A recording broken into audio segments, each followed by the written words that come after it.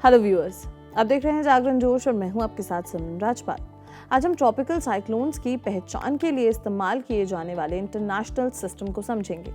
हम साइक्लोन मोंथा का एग्जाम्पल लेते हैं, जो हाल ही में अरेबियन सी पर बना और इसकी ट्रैकिंग चल रही है ताकि इसके नामकरण यानी कि नेमिंग और साइंटिफिक स्ट्रक्चर को आसानी से समझ सकें।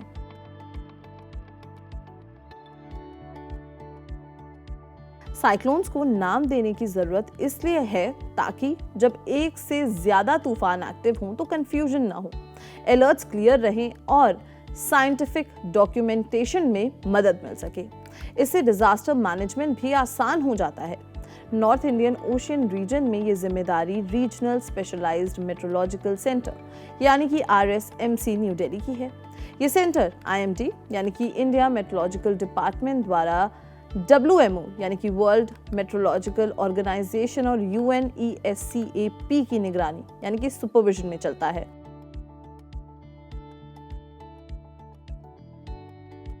साइक्लोन मोंथा को ये नाम थाईलैंड ने सजेस्ट किया था। थाई भाषा में मोंथा का मतलब होता है फ्रेग्रेंट फ्लावर या ब्यूटीफुल फ्लावर, सुगंधी या खूबसूरत फूल। नामकरण में इस बात का ध्यान रखा जाता है कि नाम छोटे, बोलने में आसान और कल्चरली न्यूट्रल हों ताकि किसी भी देश या धर्म की भावनाओं को ठेस न पहुंचे।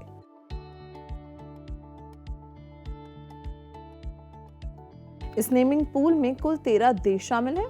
भारत यानी कि India, Bangladesh, Pakistan, Thailand, Oman और ईरान जैसे देश। हर देश 13 नेम्स की एक लिस्ट सबमिट करता है। इन सबको जोड़कर 169 नेम्स का एक पूल बनता है। जब कोई नया साइक्लोन बनता है तो IMD इस लिस्ट से अगला नाम सीक्वेंशियल ऑर्डर में चुन लेता है।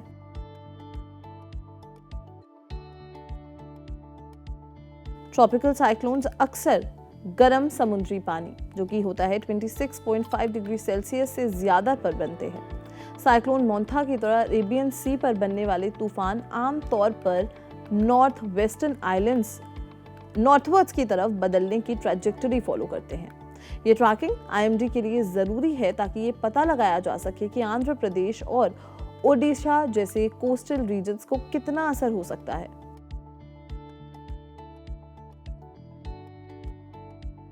इस तरीके के बड़े तूफान का असर बहुत ज्यादा होता है।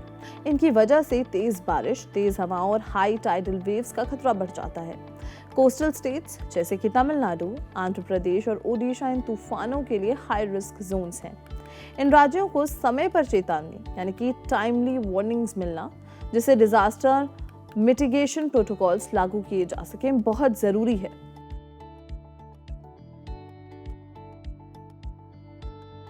नामकरण की इस प्रक्रिया यानी कि प्रोसेस और RSMC न्यू दिल्ली की कंटिन्यूअस मॉनिटरिंग की वजह से ही तूफान को साइंटिफिकली डॉक्यूमेंट किया जाता है और सफल पूर्व अनुमान यानी कि सक्सेसफुल फोरकास्टिंग किया जाता है।